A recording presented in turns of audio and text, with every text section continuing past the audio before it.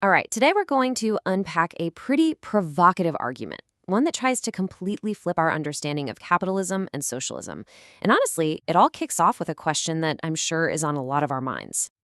Yeah, why is it so expensive just to live? I mean, we've all felt that, right? Well, according to the argument we're looking at, that very phrase, cost of living, isn't just a financial term.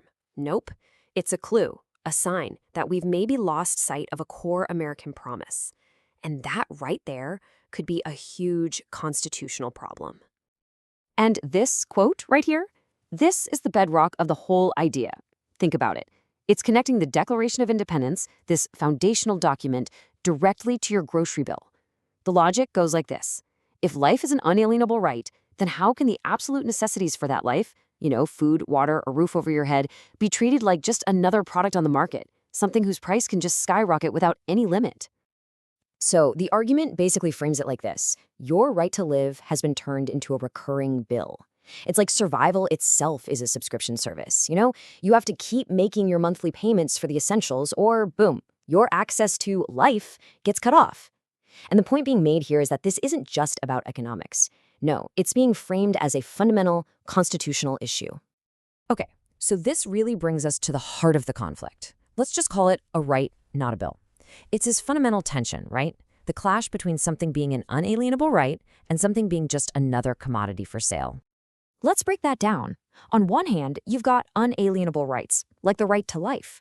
These are supposed to be guaranteed for everyone. But on the other hand, you have market commodities, think luxury goods, where your access completely depends on how much money you have. And the central claim here, the big argument, is that our system has somehow started treating the absolute necessities of life as if they were just expensive luxuries. So, what's the solution being proposed? It's a concept called egalitarianism. Now hold on, this isn't about the government taking over everything, not at all. The idea is way more focused. It's about creating a solid foundation, a kind of survival floor that covers all the necessities. And then, the free market can do its thing for everything else, everything above that floor. Okay, to really get a grip on what this means, we kind of have to redefine the isms we always hear about. Let's see how this idea of egalitarianism stacks up against the systems we're more familiar with. And there's actually a really great analogy for this, a building.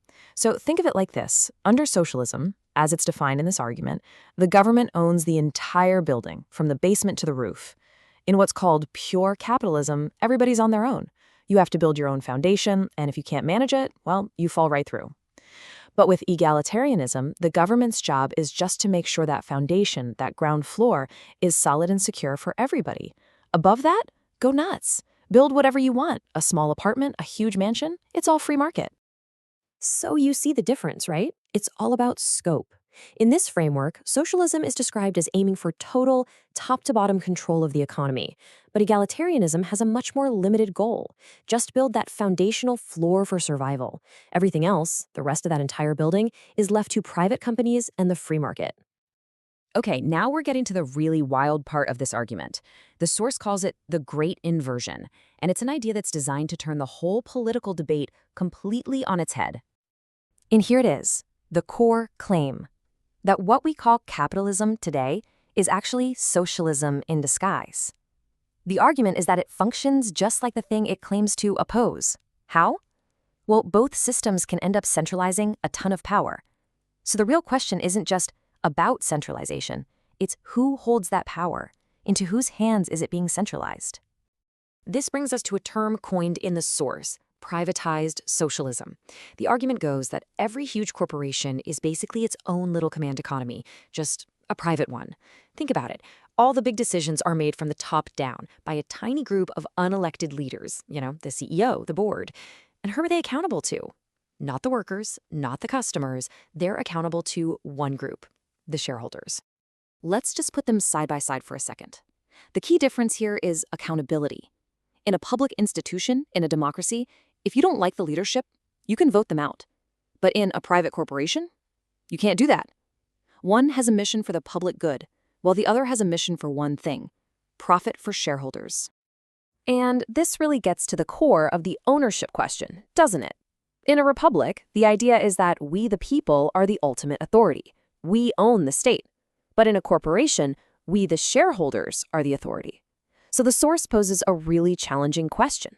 When these massive corporations control the very things we need to live, who's really in charge of our survival?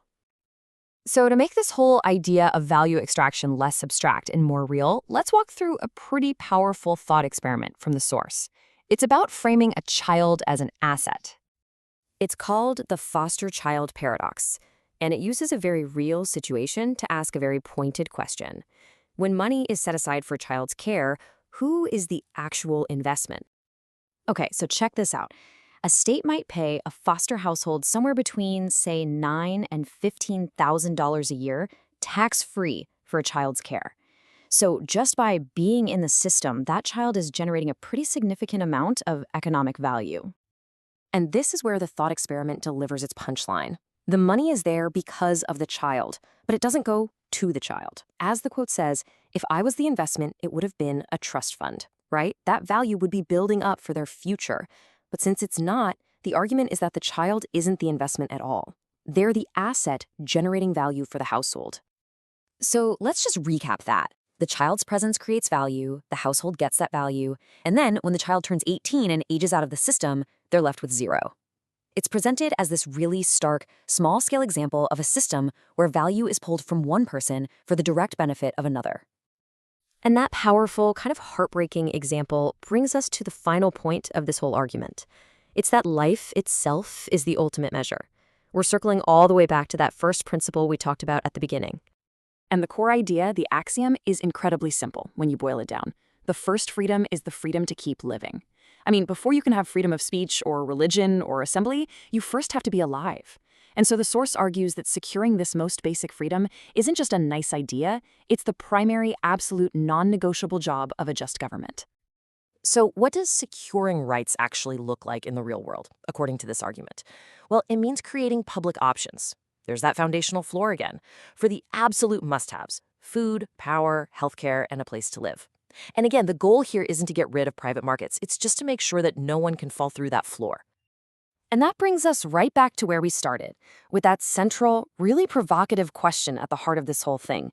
It challenges us to stop looking at the cost of living as just some number, an economic fact of life, and to instead see it as maybe a deep contradiction, both constitutionally and morally. It's definitely a question that sticks with you.